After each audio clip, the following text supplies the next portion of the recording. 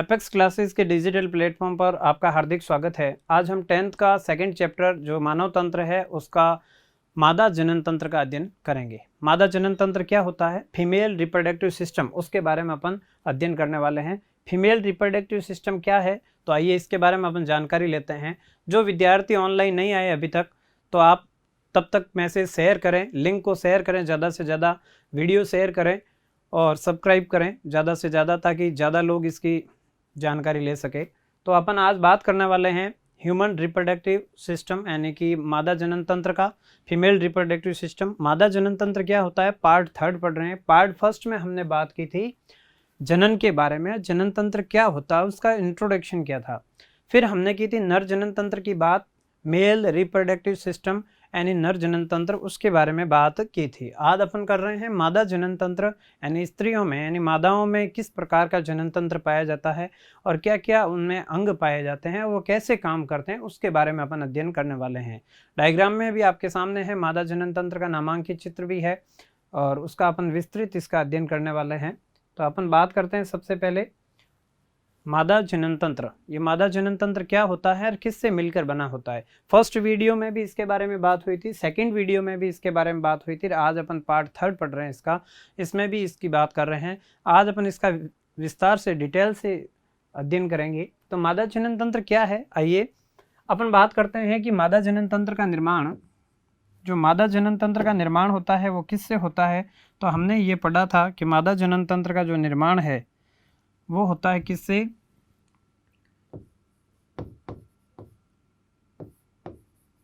मादा जनन तंत्र का निर्माण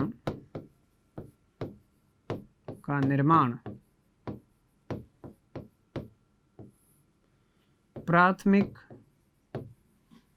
व द्वितीयक लैंगिक अंगों से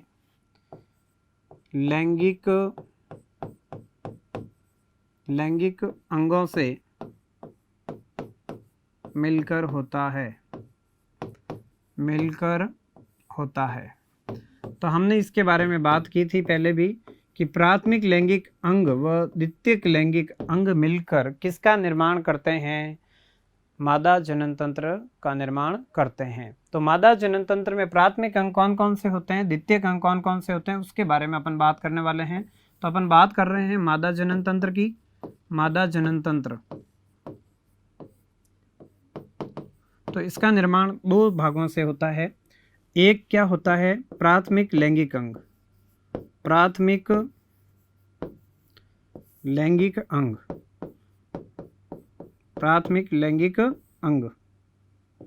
और दूसरे कौन से होते हैं, द्वितीयक लैंगिक अंग। कौन से होते हैं, द्वितीयक लैंगिक अंग। तो प्राथमिक द्वितीयक लैंगिक अंग कौन कौन से होते हैं। प्राथमिक लैंगिक अंगों के तौर पर मादा जनन तंत्र में पाए जाते हैं, क्या पाए जाते हैं, एक जोड़ी अंडाशय। क्या पाए जाते हैं, एक जोड़ी अंडाशय। कितने होते हैं, एक जोड़ी। तो एक जोड़ी क्या पाए जाते हैं, अंडाशय पाए जाते हैं प्राथमिक लैंगिक अंगों के रूप में। जबकि द्वितीयक लैंगिक अंगों के रूप में क्या क्या पाए जाते हैं, तो पाए जाते हैं, क्या क्या पाए जाते हैं भाई, एक पाई जाती है क्या, एक जोड़ी अंडवाहिनी। क्या पाई जाती है, अंडवाहिनी। फिर क्या पाई जाती है, अंडवाहिनी के अलावा पाया जाता है गर्भाशय। क्या पाया जाता है, गर्भाशय। और एक पाया जाता है योनि, वेजाइना। ये सभी मिलकर किसका निर्माण करते हैं, द्वितीयक लैंगिक अंगों का निर्माण करते हैं। किसका निर्माण करते हैं, द्वितीयक लैंगिक अंगों का निर्माण करते हैं। तो हमने पढ़ा कि मादा जनन तंत्र का निर्माण किस किस से होता है। तो एक तो होता है प्राथमिक लैंगिक अंगों से, याद रखना है बिल्कुल आपको, प्राथमिक लैंगिक अंग व द्वितीयक लैंगिक अंग ये दोनों मिलकर किसका निर्माण करते हैं, ये मादा जनन तंत्र का निर्माण करते हैं। कौन कौन, प्राथमिक लैंगिक अंग व द्वितीयक लैंगिक अंग। प्राथमिक लैंगिक अंग में क्या होते हैं, एक जोड़ी अंडाशय पाए जाते हैं। जबकि द्वितीयक लैंगिक अंगों में क्या क्या होते हैं, अंडवाहिनी, गर्भाशय व योनि। अगर ये आपको आता है तो आगे वाला क्वेश्चन पूरा आप कर सकते हैं। तो आपको बिल्कुल ध्यान रखना है कि प्राथमिक अंग में कौन कौन से होते हैं, द्वितीयक लैंगिक अंग कौन कौन से होते हैं। बात करते हैं आगे अपन इसी में मादा जनन तंत्र में कहाँ कहाँ कौन कौन से अंग होते हैं, इस प्रकार का आपको डायग्राम ये बनाना है। अब ऐसे डायग्राम में आपको किस किस प्रकार से नामांकित करना है। अगर डायग्राम नहीं भी आता है, देखो कैसे बना सकते हैं आप डायग्राम। तो देखो इस डायग्राम में आप ऐसे कर सकते हैं कि इसको डायग्राम को ऐसे भी ले सकते हैं। तो आप चाहे जैसे इस डायग्राम को बना सकते हैं, तो आप चाहें तो ऐसे आप इस प्रकार से लेके डायग्राम,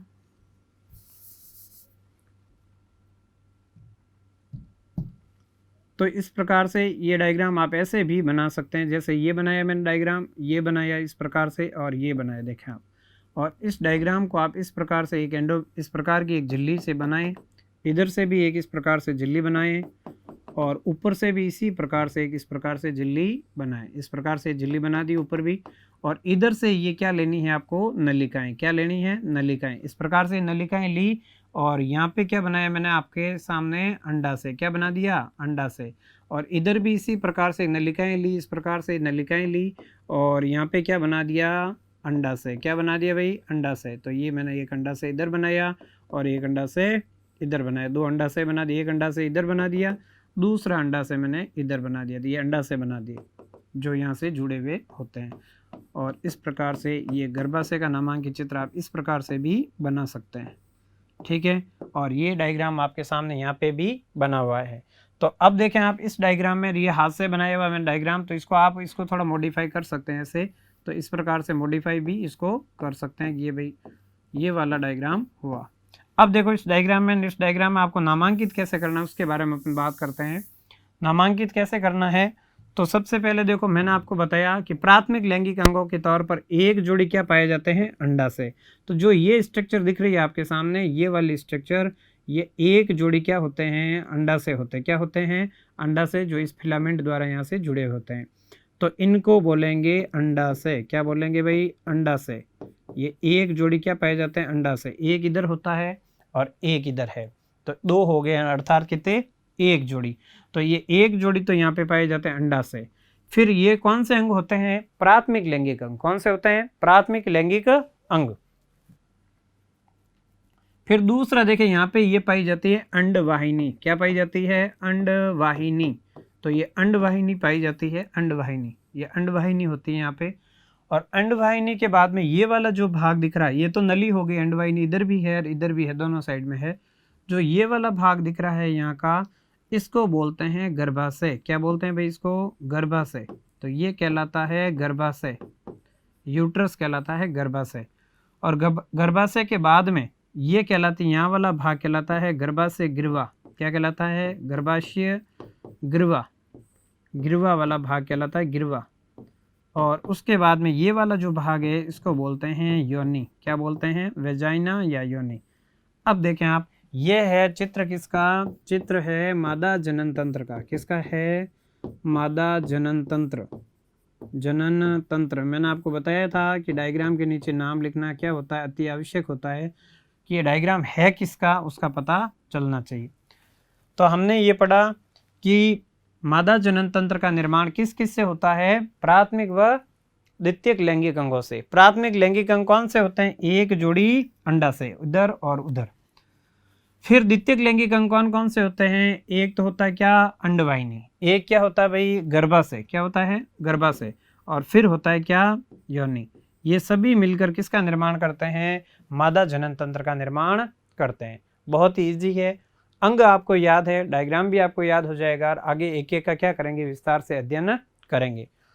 तो नेक्स्ट अपन बात करेंगे प्राथमिक लैंगिक अंग कौन से होते हैं, द्वितीयक लैंगिक अंग कौन से होते हैं, उन सब के बारे में बात करने वाले हैं। तो देखें सबसे पहले है प्राथमिक लैंगिक अंग। तो देखें बात करते हैं, तो हम यहाँ पे लिखते हैं कि प्राथमिक लैंगिक अंगों के रूप में, प्राथमिक लैंगिक अंगों के रूप में, प्राथमिक लैंगिक अंगों के रूप में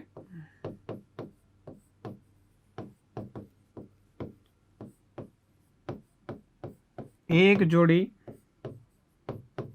जोड़ी क्या पाए जाते हैं, एक जोड़ी अंडा से पाए जाते हैं। एक जोड़ी अंडा से पाए जाते हैं। तो प्राथमिक लैंगिक अंगों के तौर पर एक जोड़ी क्या पाए जाते हैं, अंडा से पाए जाते हैं। एक जोड़ी अंडा से होते हैं जो प्राथमिक लैंगिक अंग कहलाते हैं।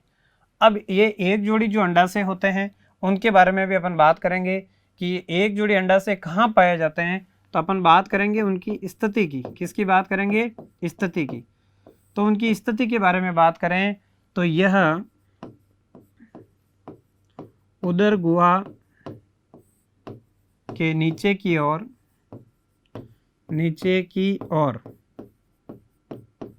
उदर गुहा के नीचे की ओर कौन होते हैं? तो उसकी बात किसकी कर रहे हैं यहाँ पे? अंडाशय की। किसकी बात कर रहे हैं? अंडाशय की। तो इनकी स्थिति कहाँ होती है? उदर गुहा के नीचे की ओर मूत्र थैली व मलाशय के ऊपर श्रोणी भाग में। तो ये श्रोणी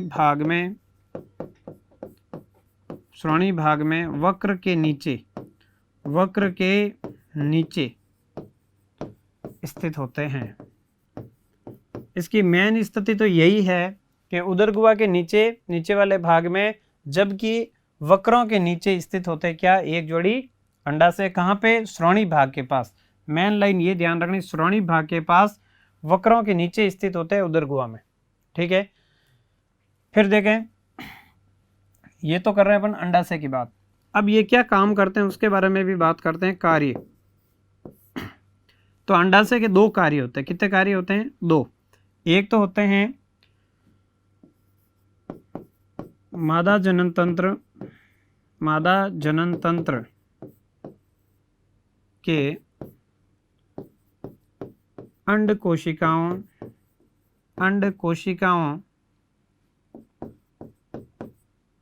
का निर्माण। तो एक तो प्रमुख कार्य कौन सा हुआ? अंड कोशिकाओं का निर्माण। ये ध्यान रखना बस, मेन कार्य इसका कि प्रमुख इसका कार्य क्या है? अंड कोशिकाओं का निर्माण। तो एक कार्य तो ये हुआ, कार्य है क्या?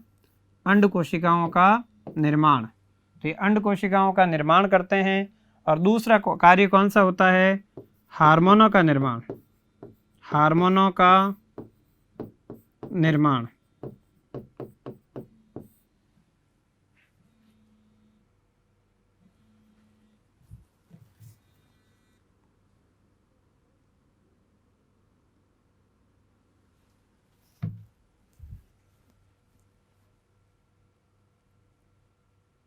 तो किसका निर्माण करते हैं?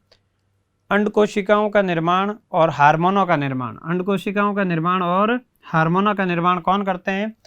ये करते हैं अंड कोशिकाएं। फिर अपन बात करते हैं अंडाशय में अनेक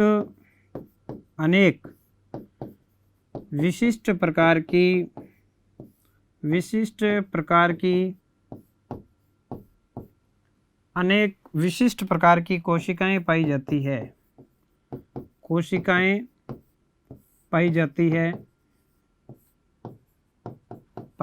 है जिसे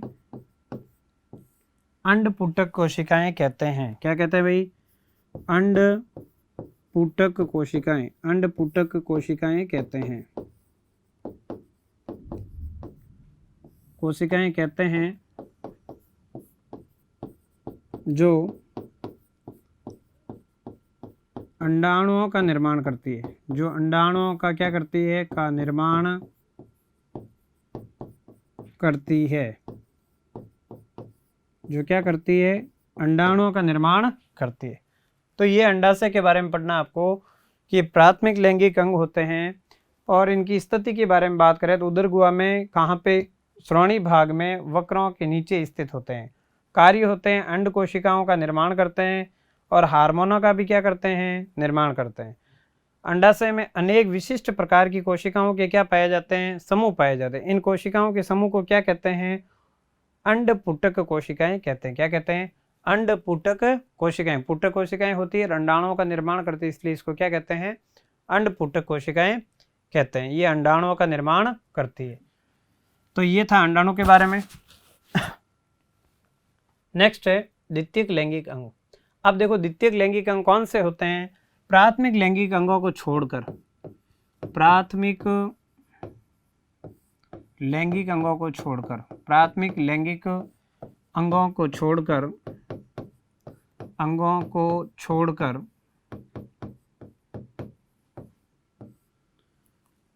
छोड़कर शेष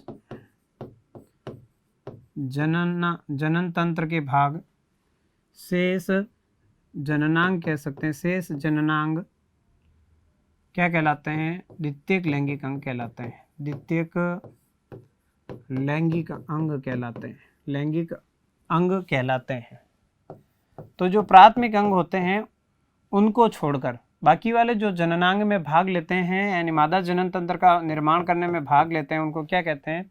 द्वितीयक लैंगिक अंग कहते हैं। ये कौन कौन से होते हैं, इनके बारे में अपन बात करने वाले हैं।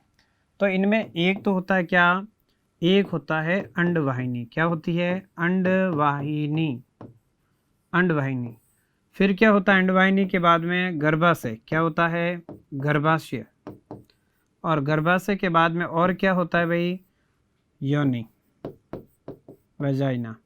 तो ये सभी चीजें मिलकर किसका निर्माण करती है? द्वितीयक लैंगिक अंगों का निर्माण करती है। तो द्वितीयक लैंगिक अंग कौन कौन से होते हैं? अंडवाहिनियां होती है, गर्भाशय होता है और योनि। अंडवाहिनियां कितनी होती है संख्या में? एक जोड़ी। कितनी होती है?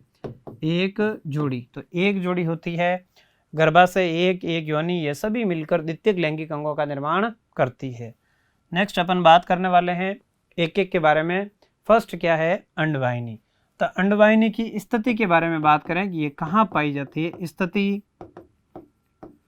ये भी उदर गुहा के नीचे की ओर, उदर गुहा के नीचे की ओर, नीचे की ओर मूत्र थैली व मलाशय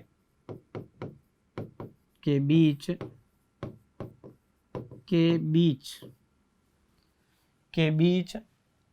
गर्भाशय के दोनों ओर, गर्भाशय के दोनों ओर स्थित होती है। ये क्या कहलाती है भाई? अंडवाहिनी। कहाँ स्थित होती है? उदर गुहा में, गर्भाशय के नीचे की, गर्भाशय कहाँ पाई जाती है? उदर गुहा के नीचे, गर्भाशय के दोनों ओर और मूत्र थैली व मलाशय के बीच में पाई जाती है। और ये डायग्राम में हमने देखा था, इस वाले डायग्राम में, कि ये देखो आप, ये गर्भाशय है, गर्भाशय के दोनों ओर क्या होती है? एक जोड़ी क्या पाई जाती है? अंडवाहिनियां पाई जाती है। ठीक है, तो ये आपको याद हुआ होगा कहाँ पे स्थिति, इसकी स्थिति के बारे में। उदर गुहा के नीचे की ओर, मूत्र थैली व मलाशय के बीच और गर्भाशय के दोनों ओर स्थित होती है। अब इसका कार्य के बारे में बात करें। कार्य क्या होता है? कार्य ये होता है इसका, यह अंडाशय के स्त्राव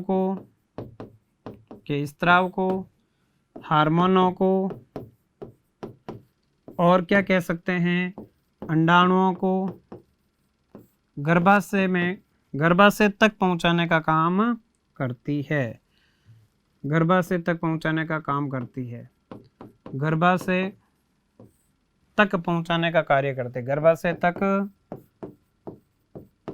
पहुंचाने का कार्य करती है। ये इसका प्रमुख कार्य होता है, क्योंकि अंडाशय द्वारा हार्मोन भी स्रावित होते हैं। अंडाशय के और भी कुछ पुटक कोशिकाएं डेथ हो जाती है, मर जाती है उनका, और कुछ अंडाणु जो हर महीने एक अंडाणु स्रावित होता है, उनको गर्भाशय तक पहुंचाने का काम कौन करती है? अंडवाहिनी करती है।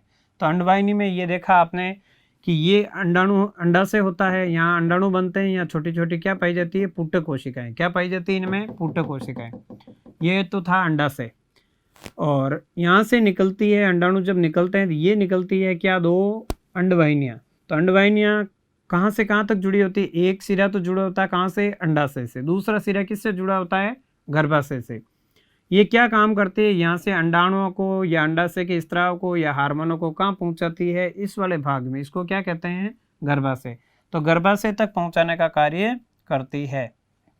तो ये अंडाशय के स्राव हार्मोनों अंडाणुओं को गर्भाशय तक पहुंचाने का काम कौन करती है? अंडवाहिनी करती है। ठीक है। और इसमें एक और महत्वपूर्ण चीज है, अंडवाहिनी में निषेचन की क्रिया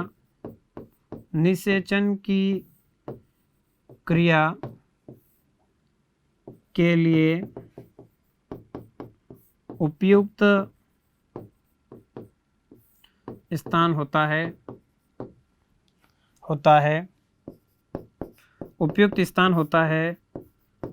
अतः निषेचन की क्रिया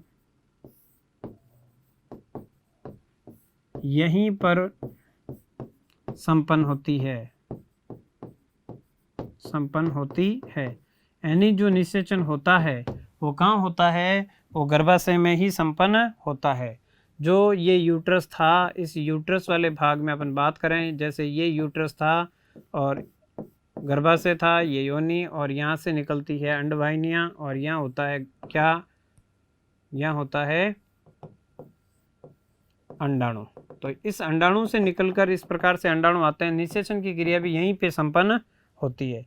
तो ये हमने डायग्राम में देखा कि इस डायग्राम में आपने ये देखा था कि अगर यहाँ से अंडाणु आते हैं, ये अंडाणु यहाँ से होता है, यहाँ तक आता है, तब तक यहाँ से शुक्राणु आ जाते हैं मादा की वजाइना से, और ये शुक्राणु आते आते कुछ इधर आते हैं, कुछ उधर जाते हैं, और कुछ एक शुक्राणु इसको क्या कर देता है? संलयन हो जाता है। और संलयन, जब शुक्राणु व अंडाणु मिलने की क्रिया को, यानी संलयन की क्रिया को क्या कहते हैं? निषेचन कहते हैं। क्या कहते हैं? निषेचन। तो निषेचन की क्रिया कहाँ होती है? ये एग्जाम में क्वेश्चन आता है। निषेचन की क्रिया कहाँ संपन्न होती है? अंडवाहिनी में संपन्न होती है। कहाँ पे होती है? अंडवाहिनी में संपन्न होती है निषेचन की क्रिया। और निषेचन के फलस्वरूप बनी संरचना को क्या कहते हैं? तो उसको बोलते हैं युग्मनज। क्या बोलते हैं? युग्मनज। ये जाइकोट या युग्मनज कहलाता है। और ये युग्मनज गति करता हुआ कहाँ आ जाता है? मादा के गर्भाशय में आ जाता है। और गर्भाशय की इस भित्ति को कहते हैं, क्या बोलते हैं भाई? एंडोमेट्रियम झिल्ली। एंडोमेट्रियम झिल्ली या गर्भाशय अंत स्तर। क्या बोलेंगे? गर्भाशय अंत स्तर। इस स्तर में आकर जो ये युग्मनज होता है यहाँ चिपक जाता है, और यहाँ पे एक अवस्था आती है इसकी, मोरुला, ब्लास्टुला और गैस्ट्रुला, यानी कोरक अवस्था। इस अवस्था को क्या कहते हैं? कोरक अवस्था। क्या कहेंगे? कोरक अवस्था। तो कोरक अवस्था में आकर यहाँ पे क्या हो जाता है? गर्भाशय की भित्ति में चिपक जाता है, और फिर यहाँ पे भ्रूण का क्या होता है? विकास होता है। भ्रूण के विकास के फलस्वरूप यहाँ पे एक संरचना इस प्रकार की बनने लग जाती है, जो आप बहुत अच्छे से पहचान सकते हैं। ये इस प्रकार से इसकी यहाँ पे एक आकृति बनने लग जाती है, इस प्रकार की आकृति बनने लग जाती है, और ये यहाँ से चिपका रहता है। तो इसको बोलते हैं भ्रूण या एम्ब्रियो। क्या बोलते हैं? भ्रूण या एम्ब्रियो। जो कहाँ से चिपका रहता है? गर्भाशय की एंडोमेट्रियम में। यहाँ भ्रूण का क्या हो जाता है? रोपण, यानी भ्रूण यहाँ से जुड़ जाता है और माँ से क्या प्राप्त करता है? पोषण प्राप्त करता है। और लगभग यहाँ पे कितने माह? 9 माह तक, 266 दिन, लगभग 38 सप्ताह यहाँ पे भ्रूण का क्या होता है? विकास होता है। उसके बाद में प्रसव की क्रिया होती है, जब भ्रूण पूर्ण विकसित हो जाता है। और भ्रूण विकसित होने के बाद जब बच्चा, नवजात शिशु का जन्म होता है, उस प्रक्रिया को क्या कहते हैं? प्रसव कहते हैं। क्या कहते हैं? प्रसव। तो ये अपन आगे वाले पोर्शन में पढ़ने वाले हैं। तो देखें आप, हमने ये पढ़ा अंडवाहिनी के कार्य। उदर गुहा के नीचे मूत्र थैली व मलाशय के बीच में गर्भाशय के दोनों ओर स्थित होती है।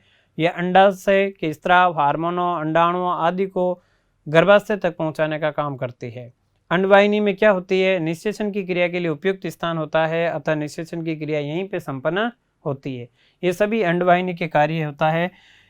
इसका एक सिरा अंडवाहिनी का एक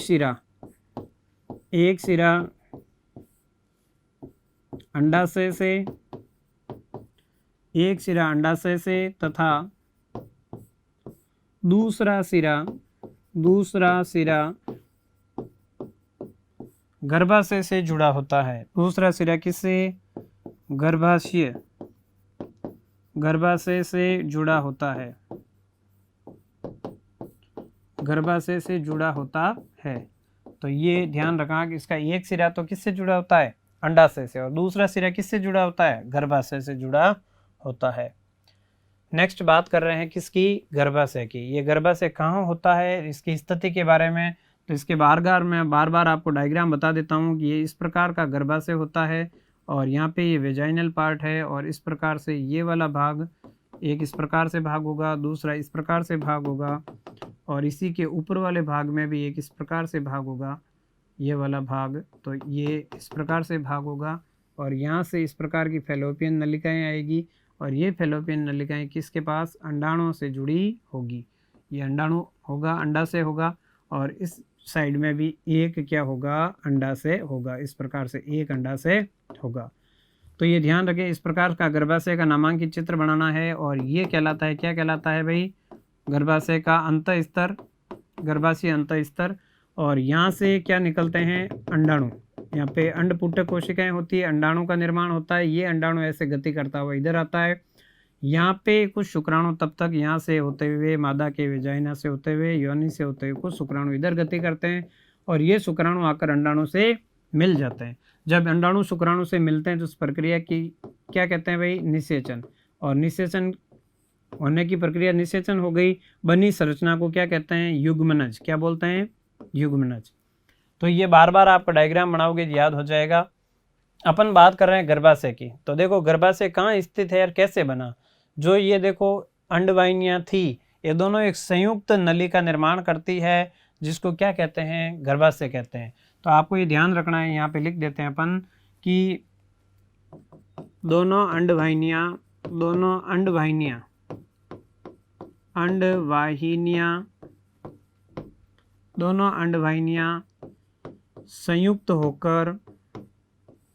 संयुक्त होकर क्या बनाती है भाई, दोनों जो अंडवाहिनियाँ है वो संयुक्त होकर,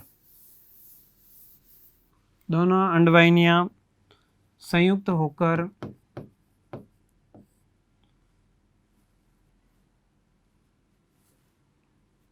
अंडवाहिनियाँ संयुक्त होकर क्या बनाती है, संयुक्त होकर एक थैलेनुमा संरचना का निर्माण करती है। थैलेनुमा संरचना का निर्माण करती है,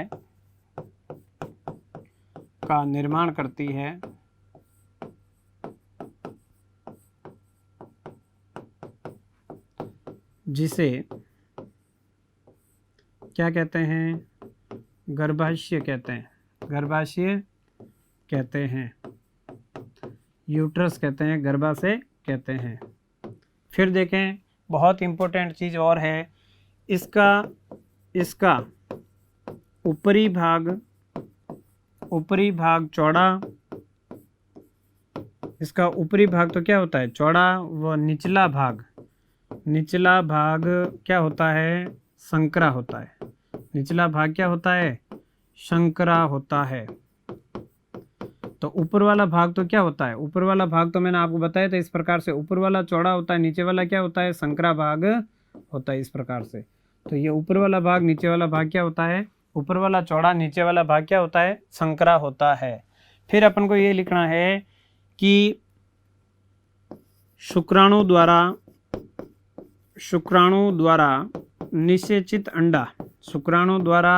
निषेचित अंडाणु गति कर कहाँ आ जाता है, गति कर गर्भाशय में आता है, गर्भाशय में पहुंच जाता है, तथा क्या बनाता है, तथा विदलन के फलस्वरूप, विदलन का मतलब है कि उसमें विभाजन होता है, दो कोशिकाएं मिली, एक शुक्राणु मिला, एक अंडाणु मिला, उससे 2 से 4 बनी, 8 बन गई, 8 से 16, 32, इस प्रकार से आगे बनती जाती है। तो उस प्रक्रिया को बोलते हैं विदलन। विदलन के फलस्वरूप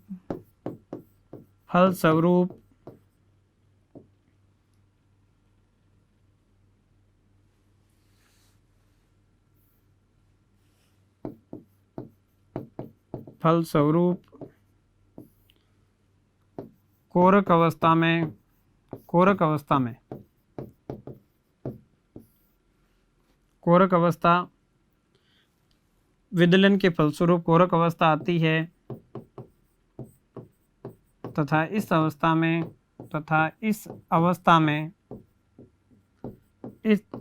में यह गर्भाशय की अंतः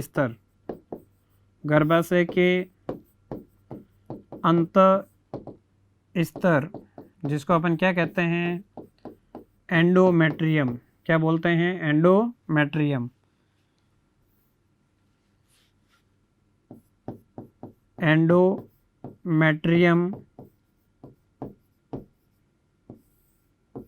से जुड़ जाती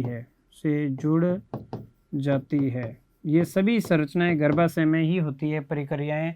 तो आपने पढ़ा कि गर्भाशय क्या होता है, अंडवानी संयुक्त होकर एक थैलीनुमा संरचना बनाती है, उसको क्या कहते हैं, गर्भाशय। दोनों साइड की जो इस प्रकार की नलियां थी, अंडवाहिनियां, दोनों मिलकर एक चौड़े भाग का निर्माण कर रही थी इस प्रकार से, जो ऊपर से तो क्या था, चौड़ा, और नीचे वाला भाग क्या था, संकरा। तो ये ऊपरी भाग इसका चौड़ा होता है, निचला भाग क्या होता है, संकरा होता है। फिर क्या लिखा हमने, शुक्राणु तथा निषेचित अंडाणु गति करके कहाँ आ जाता है, गर्भाशय में पहुंच जाता है, और फिर विदलन के फलस्वरूप कोरक अवस्था आती है। उस कोरक अवस्था में वो जो कोरक अवस्था है, उस दौरान ये यहाँ पे गर्भाशय में क्या हो जाता है, इसका रोपण हो जाता है, या यहाँ पे क्या हो जाता है, जुड़ जाता है। जुड़ने की प्रक्रिया क्या कहलाती है, रोपण कहलाती है। क्या कहलाती है, रोपण, जो अपन आगे पढ़ेंगे। तो ये गर्भाशय के बारे में था, और यहीं पे क्या करता है, ये पोषण प्राप्त करता रहता है, और नवजात शिशु यहीं पे माँ के शरीर में यहीं से चिपका रहता है, यहीं पे पोषण प्राप्त करता है।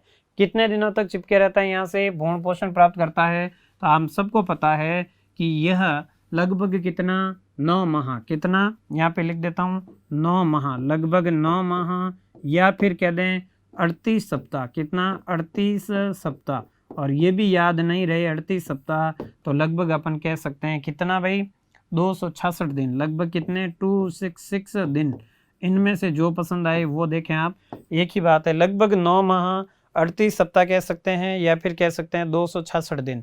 या तो 9 माह तक बच्चा यहीं से चिपका रहता है, भ्रूण पोषण प्राप्त करता है, फिर उसका क्या होता है, प्रसव होता है और जन्म होता है। या कहें 38 दिन, या फिर कहें 266 दिन। नेक्स्ट बात करते हैं इसी में, योनि। तो ये क्या भाग होता है, और इसके बारे में भी अपन अध्ययन करेंगे। तो नेक्स्ट देखें, योनि क्या होता है। यह गर्भाशय के नीचे का संकरा स्तर होता है, संकरा स्तर होता है। ये गर्भाशय के नीचे का स्तर क्या होता है, योनि होता है, ठीक है। और ये क्या काम करता है, यह प्रमुख मैथुनांग है। तो ये मैथुनांग कह सकते हैं, यह प्रमुख मैथुनांग, मैथुनांग का मतलब है मैथुन अंग, मैथुनांग होता है, जो क्या काम करता है, जो शुक्राणुओं को ग्रहण कर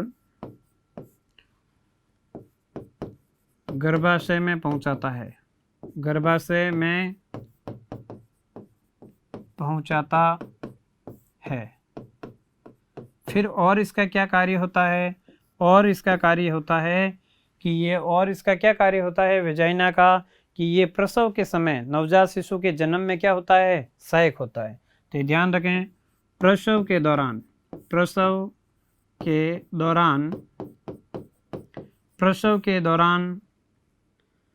नवजात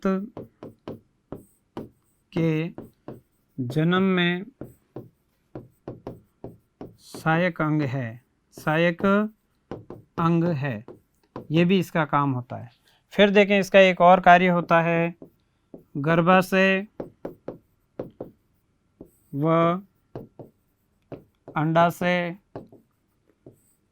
के अपशिष्टों को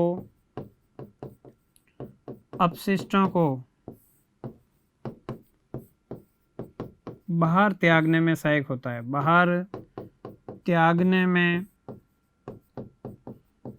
सहायक होता है, सहायक होता है।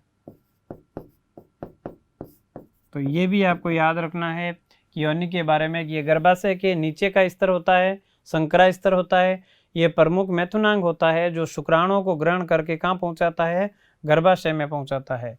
प्रसव के दौरान नवजात शिशु के जन्म में भी क्या होता है, सहायक अंग है, और गर्भाशय व अंडाशय के जो अपशिष्ट पदार्थ होते हैं उनको शरीर से बाहर त्यागने में भी क्या होता है, सहायक होता है। और ये किससे जुड़ा होता है, ये गर्भाशय गिरवा द्वारा, यह गर्भाशय गिरवा द्वारा, गर्भाशय गिरवा द्वारा गर्भाशय से जुड़ा होता है, गर्भाशय से जुड़ा होता है, गर्भाशय से जुड़ा होता है। ये आपको इतना ध्यान रखना है। ये वेजाइना के बारे में था। तो हमने मादा जनन तंत्र पढ़ा, उसके प्राथमिक लैंगिक अंग पढ़े। प्राथमिक लैंगिक अंगों के रूप में क्या पाया जाता है, एक जोड़ी अंडाशय। अंडाशय की स्थिति के बारे में बात की थी कि उदर गुहा में पाया जाता है, वक्रों के नीचे स्थित होते हैं, और गर्भाशय के दोनों ओर स्थित होते हैं। कौन, एक जोड़ी अंडाशय। उसके दो कार्य होते हैं। एक कार्य तो क्या होता है, गर्भाशय पुटक कोशिकाओं का निर्माण करना, और दूसरा कार्य क्या होता है, दूसरा कार्य होता है हार्मोनों का स्त्रावण करना। दो प्रकार के हार्मोन, एस्ट्रोजन व प्रोजेस्टेरोन। तो हार्मोनों के स्त्रावण में भी अंडाशय क्या था, सहायक था। फिर हमने ये पढ़ा था कि अंडाशय के अंदर छोटी छोटी पुटक कोशिकाएं पाई जाती हैं, उनको क्या कहते हैं, अंडपुटक कोशिकाएं कहते हैं। क्या कहते हैं, अंडपुटक कोशिकाएं कहते हैं। फिर हमने ये पढ़ा था उसके बाद में कि इनमें विशिष्ट प्रकार की जो कोशिकाएं होती हैं उनको क्या कहते हैं, पुटक कोशिकाएं, और वो किसका निर्माण करती है, अंडाणुओं का निर्माण करती है। फिर हमने क्या पढ़ा था, द्वितीयक लैंगिक अंग। क्या पढ़ा, द्वितीयक लैंगिक अंग। किस किस से इसका निर्माण होता है, एक जोड़ी अंडवाहिनी, और क्या होती है, गर्भाशय और योनि। इन एक एक के बारे में पढ़ा था। सबसे पहले क्या पढ़ना था, गर्भाशय। तो हमने ये पढ़ा था कि गर्भाशय का निर्माण, अंडवाहिनी का निर्माण। पहले अंडवाहिनी, तो अंडवाहिनी क्या होती है, संख्या में एक जोड़ी होती है, गर्भाशय के दोनों ओर स्थित होती है, और इनका प्रमुख कार्य होता है कि अंडाणुओं को गर्भाशय में लाकर छोड़ती है। इनके मध्य भाग में अंडाणु व शुक्राणु का संलयन होता है, जिस क्रिया को क्या कहते हैं, निषेचन कहते हैं। और निषेचन के साथ साथ में अंडाणुओं को गर्भाशय में लाने में भी सहायक होती है। ठीक है, तो इसका एक सिरा अंडाशय से जुड़ा होता है और दूसरा सिरा किससे जुड़ा होता है, दूसरा सिरा गर्भाशय से जुड़ा होता है। फिर हमने इसके बाद में बात की गर्भाशय की। दोनों जो अंडवाहिनियां होती है संयुक्त होकर एक थैलेनुमा भाग का निर्माण करती है, जिसको अपन क्या कहते हैं, गर्भाशय कहते हैं। और उसके साथ साथ में शुक्राणु द्वारा जो निषेचन होता है, जो निषेचित अंडाणु होता है, वो गति करके कहाँ पहुंच जाता है, गर्भाशय में पहुंच जाता है। तथा क्या होता है, विदलन के फलस्वरूप उनमें एक अवस्था बनती है, उस अवस्था को कहते हैं कोरक अवस्था। और उस कोरक अवस्था में क्या होता है, उस अवस्था में ये एंडोमेट्रियम झिल्ली से, यानी जो गर्भाशय का अंत स्तर होता है, उससे कोरक अवस्था चिपक जाती है और वहीं पे वो पोषण प्राप्त करता है। और गर्भाशय के बाद का टॉपिक था योनि, जिसको वेजाइना बोलते हैं। तो इसका ये भी अति संकरा भाग होता है, और ये गर्भाशय के नीचे की ओर स्थित होता है, जो शुक्राणुओं को ग्रहण करने में सहायक होता है। प्रसव के दौरान नवजात शिशु के जन्म में सहायक होता है। और साथ साथ में हमने पढ़ा था कि गर्भाशय और अंडाशय के जो अपशिष्ट पदार्थ होते हैं उनको बाहर त्यागने में भी सहायक होता है। इसका जो ऊपर वाला भाग होता है वो गर्भाशय गिरवा से जुड़ा हुआ होता है। तो ये सभी याद रखने हैं आपको। उसके बारे में बात करते हैं निषेचन। क्या बात करते हैं, निषेचन। तो निषेचन क्या है उसके बारे में बात करते हैं कि निषेचन क्या है। तो देखें, निषेचन के बारे में भी बात करते हैं। निषेचन क्या होता है, तो निषेचन ये है कि आपने पढ़ा था कि ये जो एंडोमेट्रियम, इसको आप आराम से समझे एक बार कि ये होता है गर्भाशय अंत स्तर। इस प्रकार से एक साइड वाला भाग बना रहा हूँ, और यहाँ पे होती है वेजाइना वाला पार्ट, ये इधर वेजाइना वाला पार्ट है, और इधर ये वापस मैं बता देता हूँ कि ये होता है क्या, गर्भाशय अंत स्तर। तो इधर ये ध्यान रखें कि जो ये वाला भाग है इस प्रकार से, ये थी अंडवाहिनी। क्या थी, अंडवाहिनी। तो अंडवाहिनी में यहाँ पे क्या था, अंडाणु, अंडाशय। क्या था, अंडाशय। तो इस अंडाशय में पुटक कोशिकाओं से क्या बनता है, अंडाणु, और ये अंडाणु उत्सर्जित होकर कहाँ आ जाता है, अंडवाहिनी में। कहाँ आ जाता है, अंडवाहिनी में। अब देखो, जब मैथुन की क्रिया होती है, मैथुन की क्रिया के फलस्वरूप लाखों की तादाद में शुक्राणु मादा की वेजाइना में छोड़े जाते हैं। ये शुक्राणु गति करते हैं, कुछ तो यहाँ पे वेजाइना का माध्य अम्लीय होने के कारण कुछ शुक्राणुओं की यहाँ पे क्या हो जाती है, मौत हो जाती है, कुछ शुक्राणु मर जाते हैं, कुछ शुक्राणु गति करते हुए इधर आते हैं। इनमें से कोई एक शुक्राणु इस अंडाणु के साथ जुड़ जाता है। जुड़ने की क्रिया क्या कहलाती है भाई, संलयन। क्या कहलाती है, संलयन। तो उस क्रिया को संलयन होता है। संलयन के फलस्वरूप क्या बनता है, युग्मनज। क्या बनता है, युग्मनज। और इस प्रक्रिया को क्या कहते हैं, निषेचन। क्या कहते हैं, निषेचन। निषेचन कब हुआ, जब क्या बना, एक तो शुक्राणु किसके साथ मिला, अंडाणु के साथ, तो दोनों के संलयन की क्रिया को क्या कहते हैं, निषेचन कहते हैं। ठीक है, जिससे क्या बनता है, युग्मनज। तो निषेचन की प्रक्रिया के बारे में अब इसकी परिभाषा आपको आनी चाहिए। नर युग्मक, नर युग्मक, नर युग्मक कौन सा, शुक्राणु, कौन सा, शुक्राणु, तथा मादा युग्मक, तथा मादा युग्मक अंडाणु, मादा युग्मक अंडाणु के संलयन की क्रिया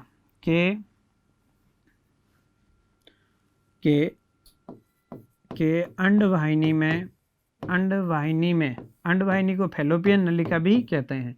अंडवाहिनी में संलयन की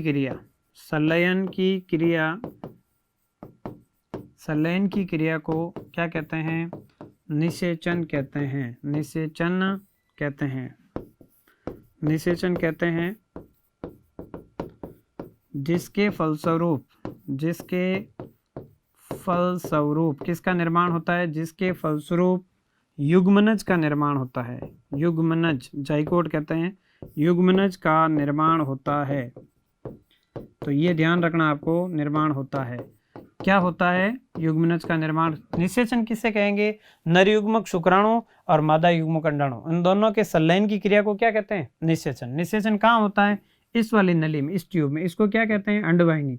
एक और नाम क्या बताया मैंने, फैलोपियन नलिका। क्या बताया, फैलोपियन नलिका, फैलोपियन। तो फैलोपियन ट्यूब कहते हैं इसको, इस वाली ट्यूब को फैलोपियन नलिका कहते हैं, या अंडवाहिनी भी कहते हैं।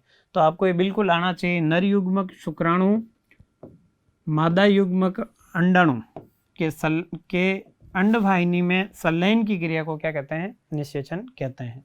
तो ये आपको आना चाहिए।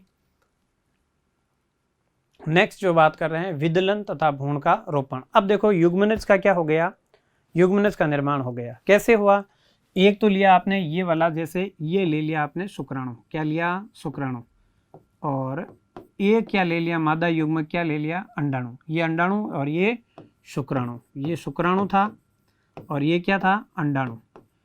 अब इन दोनों के फलस्वरूप क्या बना, युग्मनज। क्या बना, युग्मनज, जाइकोट, ऐसा बन गया युग्मनज। ये रहा युग्मनज। एक कोशिका थी, अब दो कोशिकाएं हो गई, युग्मनज बन गया। अब इनसे 2, 2 से 8, 8 से 16 इस प्रकार की कोशिकाओं के क्या बन जाता है, समूह बन जाता है, जिसको पहले कहेंगे मोरुला। क्या कहेंगे, मोरुला अवस्था। ये आपके कोर्स में नहीं है। फिर आता है ऐसे कैसी एक और संरचना बन जाती है, उसको कहते हैं ब्लास्टुला। ये 16 कोशिकीय अवस्था होती है, ये 32 कोशिकीय, ऐसे 32 कोशिकाएं होती है। तो इस 32 कोशिकीय अवस्था को क्या कहते हैं, ब्लास्टुला। और उसके बाद में एक और संरचना इस प्रकार की बनती है, इसको बोलते हैं कोरक अवस्था। क्या बोलेंगे, कोरक अवस्था। ये याद रखना बहुत जरूरी है, कोरक अवस्था। इसको गैस्ट्रुला भी कहते हैं। तो कोरक अवस्था, तो ये होता है इस प्रकार से। इनका बदलने की प्रक्रिया क्या कहलाती है, विदलन। कहने का मतलब यह है कि जो युग्मनज था उसका अब किस में बदलना, आगे ये बनाएगा, क्या बनाएगा, भ्रूण। क्या बनाएगा, भ्रूण बनाएगा, एम्ब्रियो। तो जब एम्ब्रियो बनाएगा, यानी युग्मनज का किस में परिवर्तन होना, विभिन्न प्रावस्थाओं, ये देखो 1 प्रावस्था, 2 प्रावस्था, 3 प्रावस्था, 4 प्रावस्था, ऐसे। तो ये ध्यान रखें, युग्मनज का विभिन्न प्रावस्थाओं के फलस्वरूप किस में बदलना, भ्रूण में बदलना, क्या कहलाता है, विदलन कहलाता है। क्या कहलाता है, विदलन। और उसके बाद ये भ्रूण गर्भाशय की एंडोमेट्रियम झिल्ली में जाकर क्या हो जाता है, स्तन चिपक जाता है वहां पे। तो उस प्रक्रिया को अपन क्या कहेंगे, भ्रूण का रोपण। ये दोनों चीजें आपको आनी चाहिए। तो देखो इसको समझ लेते हैं एक बार। यहां से मैं देखें, युग्मनज लिखा था, तो ये ध्यान रखें, युग्मनज में विभिन्न प्रावस्थाओं के फलस्वरूप विभिन्न प्रावस्थाओं के फलस्वरूप विभिन्न प्रावस्थाओं के फलस्वरूप विभिन्न प्रावस्थाओं के फलस्वरूप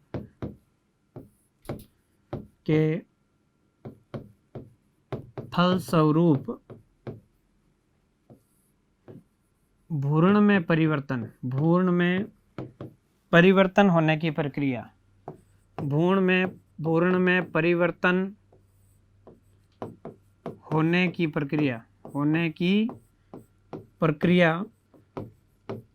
प्रक्रिया क्या कहलाती है?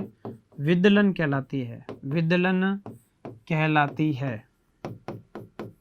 विदलन कहलाती है। ये आपको आना चाहिए। ये मैं आपको यहाँ पे शॉर्टकट लिख देता हूँ। ये युग्मनज था, युग्मनज, और युग्मनज के फलस्वरूप क्या बनना, उसके बाद में मोरूला, ब्लास्टुला, गैस्ट्रुला। तो जो ग्लेस्ट्रुला अवस्था है, गैस्ट्रुला अवस्था को कहते हैं कोरक अवस्था। क्या कहते हैं? कोरक अवस्था। प्रावस्था कह दो तो कोरक प्रावस्था। और इस कोरक प्रावस्था के बाद में क्या बनना? भ्रूण बनना। क्या कहना? भ्रूण बनना बराबर क्या कहलाएगा? विदलन कहलाएगा। क्या कहलाएगा? विदलन। इसी को विदलन कहता है, ये ध्यान रखना। तो देखो, युग्मनज था, युग्मनज से कोरक अवस्था आई, और कोरक अवस्था के बाद में उससे क्या बनना? भ्रूण बनना। क्या कहलाता है? विदलन कहलाता है। अब देखें, ये तो हो गया विदलन के बारे में। विदलन, ये तो हुआ विदलन के बारे में। नेक्स्ट बात करेंगे ऐसे कैसे अपन, किसके बारे में? भ्रूण का रोपण। भ्रूण का रोपण कैसे होगा, इसके बारे में बात करते हैं। जब ये विदलन हो जाता है, एम्ब्रियो बन जाता है, भ्रूण बन जाता है, तो यहाँ से ये गर्भाशय की जो अंडवाहिनी थी, और ये अंडाशय था, और ये थी क्या? एंडोमेट्रियम झिल्ली। और इधर भी क्या थी? एंडोमेट्रियम झिल्ली। तो इधर भी एक फैलोपियन नलिका। तो ये यहाँ से परिवर्तित होता है, यहाँ पे होता है युग्मनज, फिर थोड़ा आगे आता है, बन जाता है मोरूला, फिर बनता है ब्लास्टुला और गैस्ट्रुला, और फिर इस एंडोमेट्रियम झिल्ली से यहाँ से वो क्या हो जाता है? चिपक जाता है। तो यहाँ पे इस भित्ति के अंदर स्थानांतरित होने की प्रक्रिया को क्या कहते हैं? भ्रूण का रोपण। तो अपन कहेंगे गर्भाशय का जो एंडोमेट्रियम झिल्ली है, गर्भाशय अंत स्तर, इससे इसका जाकर क्या हो जाना? जुड़ जाना। क्या हो जाना? जुड़ जाना। उसी को अपन क्या कहते हैं? भ्रूण का रोपण। तो इस प्रकार से भ्रूण का क्या हो जाता है? यहाँ पे रोपण हो जाता है, और यहाँ गर्भाशय के अंदर भ्रूण का क्या हो जाता है? यहाँ पे रोपण हो जाता है। जुड़ने की प्रक्रिया को ही क्या कहते हैं? भ्रूण का रोपण। तो ये ध्यान रखें, यहाँ पे लिखते हैं युग्मनज का विदलन के फलस्वरूप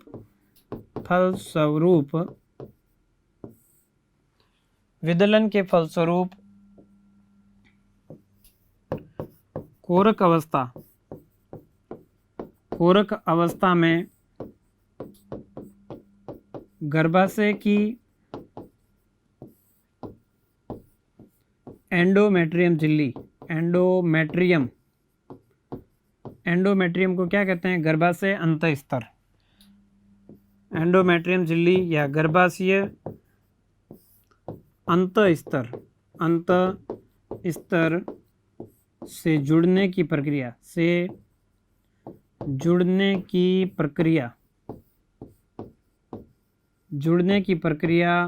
क्या कहलाती है? जुड़ने की प्रक्रिया को ही क्या कहते हैं?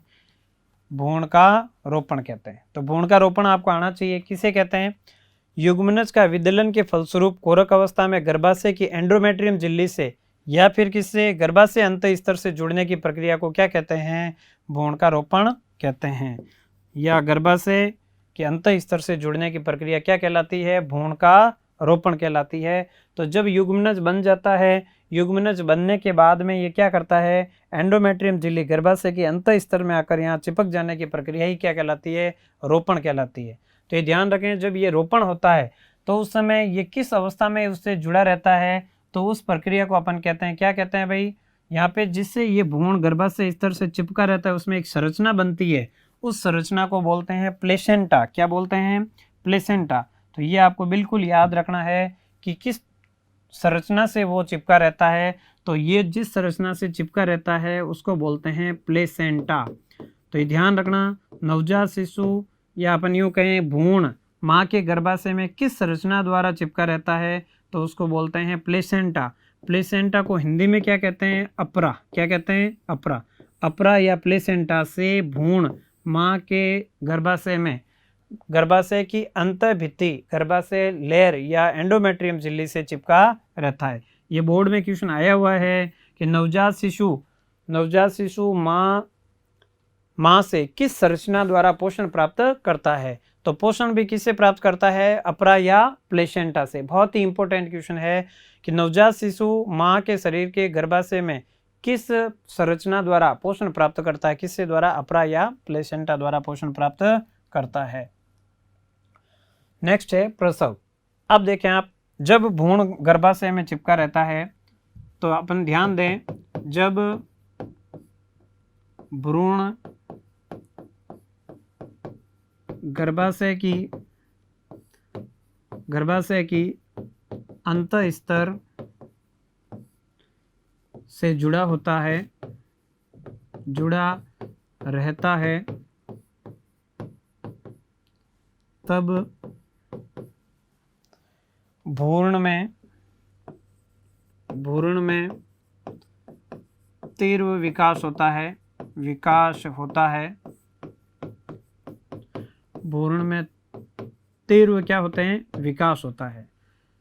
फिर विकास होने के बाद में वही वहाँ पे क्या प्राप्त करता है? पोषण भी प्राप्त करता है। तथा भ्रूण गर्भाशय में प्लेसेंटा को अपन क्या कह सकते हैं? और अपरा द्वारा पोषण प्राप्त करता है। ये इंपॉर्टेंट क्वेश्चन है। पोषण प्राप्त करता है तथा पूर्ण विकास के बाद, पूर्ण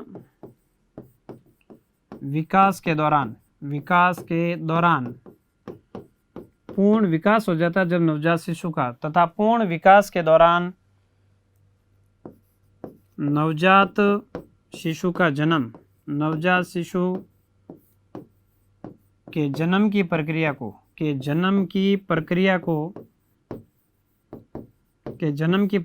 क्या कहते हैं? प्रसव कहते हैं। जब नवजात शिशु में पूर्ण विकास हो जाता है, माँ के गर्भाशय में वो पोषण प्राप्त कर लेता है, तब उसमें क्या होता है कि गर्भाशय में संकुचन उत्पन्न होते हैं, जिसके फलस्वरूप नवजात शिशु का क्या होता है? जन्म होता है। माँ के शरीर में जो प्रसव का टाइम पीरियड है, जो नवजात शिशु का टाइम पीरियड है, तो उसमें ध्यान रखें लगभग कितना टाइम लगता है। तो लगभग कितना लगता है? मैंने आपको बताया था लगभग 38 सप्ताह। कितना लगता है? लगभग 38 सप्ताह, या फिर कहें तो कितना? 9 माह, या फिर कितना? 266 दिन। इतने दिन बाद में माँ के शरीर में रहता है।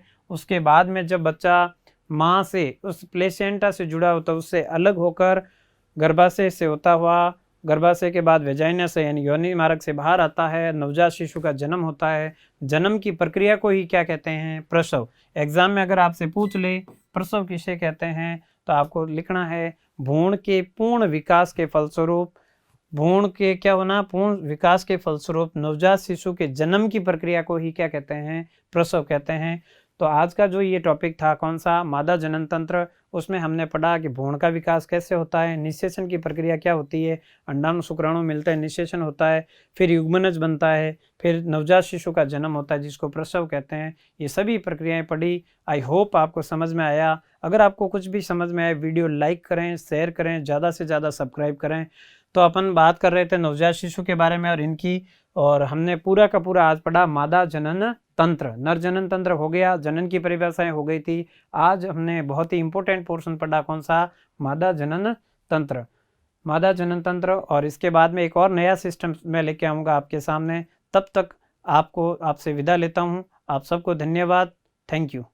सब्सक्राइब करें हमारा apex classes edutech YouTube channel. साथ ही बेल आइकन को क्लिक करना बिल्कुल ना भूलें ताकि आगे आने वाले सभी यूट्यूब वीडियोस की अपडेटेड नोटिफिकेशंस सबसे पहले आपको मिले। Apex classes edutech, subscribe now.